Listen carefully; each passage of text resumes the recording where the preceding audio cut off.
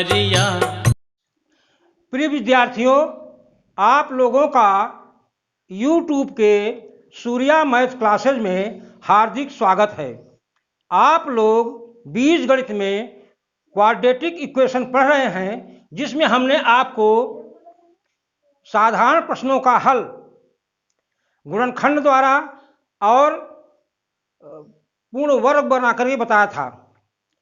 उसी क्रम में आज मैं आप लोगों को पुनः इबारती प्रश्नों का हल करना बताऊंगा।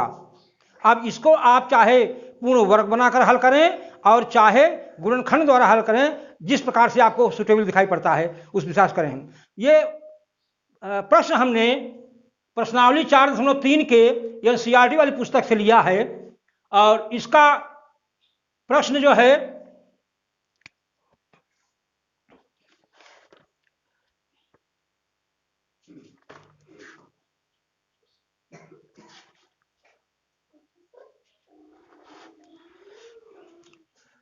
प्रश्न 7 है।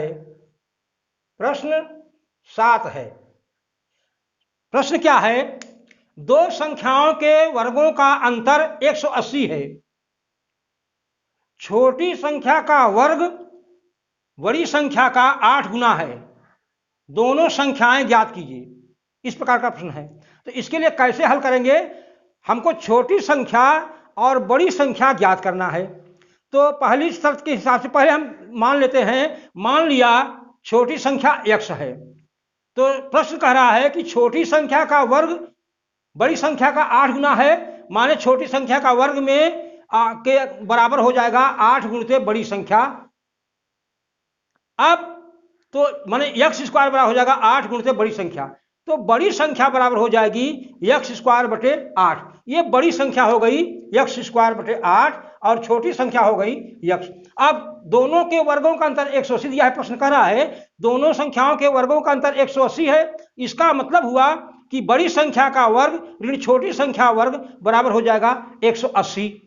अब बड़ी संख्या है x स्क्वायर बटे 8 ऋण x स्क्वायर बराबर हो जाएगा 180। अब तो ये हो जाएगा x घाते 4 बटे 64 ऋण x स्क्वायर बराबर हो जाएगा 180। इसका हमने लघुत्तम ले लिया 64, तो हो जाएगा 64 का भाग 64 का एक बार गया, उसका गुणा करेंगे x घाते 4 में, तो आएगा x घाते 4 ऋण 64 x स्क्वायर बराबर 64 का गुणा 180 में कर दिया तो आएगा 11,520। इसका गुणा आप लोग करके देखिए, हमने गुणा करके देखा है, वो 11,520 आता है। अब देखते हैं तो हो गया 11,000 मतलब 64 x घाते 4 ऋण 64 स्क्वायर ऋण 11,520 बराबर 0।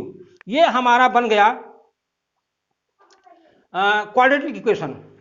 अब इसको हल करने के लिए हम कैसे करते हैं? पहली मतलब अगर हम गुणनखंड द्वारा करते हैं तो पहली संख्या पहले के गुणांक का और अचर पद का गुणा करते हैं तो आए ऋण 11,520। इसका मतलब हुआ एक गुणा ऋण आ रहा है तो एक संख्या धन होगी, दूसरा संख्या ऋण है। बीच में ऋण है तो बड़ी संख्या ऋण होगी, छोटी संख्या धन। बड़ी संख्या को हमने मान लिया, कुछ मान लेते हैं हम लोग अंदाज के, क्योंकि 11,520 है तो 80 के आसपास मानते हैं, तो इसको हम 84 मान लिए। तो 84 मानेंगे तो 140 होगा। 84 और 140 और दोनों का अंतर होना चाहिए 64। तो देखें 14 में 8 6 64 के अंतर हम चलते हैं, गुणा करने में नहीं आया, फिर 83 मानते हैं, इसको घटाया इसको बढ़ाया 141, इसको 82 मानते हैं 142, इसको 81 मानते हैं 141 और इसको 80 मानते हैं तो 144। अब गुणा करके देखिए, और 14 ठे 112 और 14 तो एक इसका गुणा करके देखेंगे 8 चौक 32, 144, ये 140 का। तो पहले 0 गुणा कर देंगे, फिर 4 8 32 और 4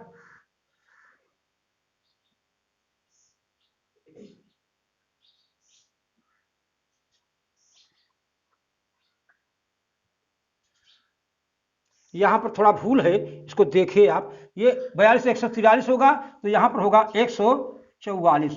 अब 80 गुना कर तो 8 0 8 चौक 32, 8 चौक 32 3 35 और 8 है कि 8 3 11, ये 11,500। तो ये खंड हो गया 80 और ये खंड हो गया 144, 144। तो अब यही मान हमने रख दिया, x घाते 4 ऋण 144 x square plus 80 x square minus 11,520, ये बराबर हो गया 0। अब कॉमन ले लिया हमने, कॉमन आपको बताया गया है कॉमन कैसे लेते हैं। तो यहाँ पर एक्स स्क्वायर कॉमन हो गया, बचेगा एक्स स्क्वायर ऋण 144। दूसरे हमने 80 कॉमन लिया प्लस, तो हो गया एक्स स्क्वायर ऋण 144। यहाँ पर लिखेगा आपको 144, यहाँ पर थोड़ा भूल है, 144, ये बराबर हो गया 0। तो एक्स स्क्वायर ऋण 144 और एक्स स्क्वायर ऋण धन 80 बराबर 0 हो गया। अब अवलोकन से करेंगे तो एक्स स्क्वायर बराबर 144 होगा, तो एक्स बराबर हो जाएगा प्लस माइनस 12।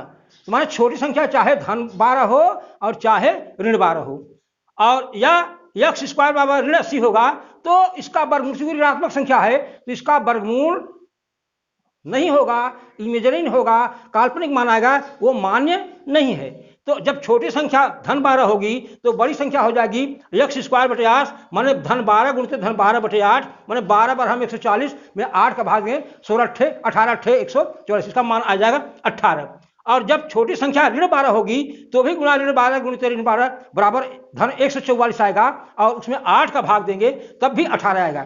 तो बड़ी संख्या हमेशा 18 आएगी, छोटी संख्या धन 12 भी हो सकती है और ऋण 12 भी हो सकती है। इस प्रकार से हम निकाल लेते हैं कि दोनों संख्याएं 12 और 18 होंगी अथवा ऋण 12 और 18 होंगी। तो इस प्रकार से आप जो है सवाल को हल कर सकते हैं। इनको आप कीजिए। अगले टर्न पर हम आपको मिलते हैं। अगली प्रश्नावली सूत्र द्वारा इबारती प्रश्नों का हल करना। देखो बच्चों, इसको सवाल को आप तैयार रखें, इन पर भी आप काफ़ी सवाल आते हैं, और सूत्र द्वारा थोड़ा सा उससे बड़ा है और उसमें सूत्र को आपको ध्यान रखना पड़ता है, लेकिन वह सबसे उत्तम विधि है। कोई भी सवाल हो, किसी भी प्रकार के सवाल हो, सूत्र द्वारा आप आसानी से लगा सकते हैं। गुणनखंड द्वारा या पूर्ण वर्ग गुना करके बनाने में थोड़ा सा दिमाग से ज़्यादा सोचना पड़ता है। अगर सूत्र आपको याद है तो सूत्र द्वारा आप लोग सवाल को आसानी से हल कर सकते हैं, और उसके मूल होंगे कि नहीं होंगे इस संबंध में भी विचार किया जा सकता है। तो आप इसको तैयार रखें, हम अगले टर्न पर आपको मिलते हैं। मान लीजिए कि सूत्र द्वारा सवाल को हल करने के लिए क्वाड्रेटिक इक्वेशन का। धन्यवाद।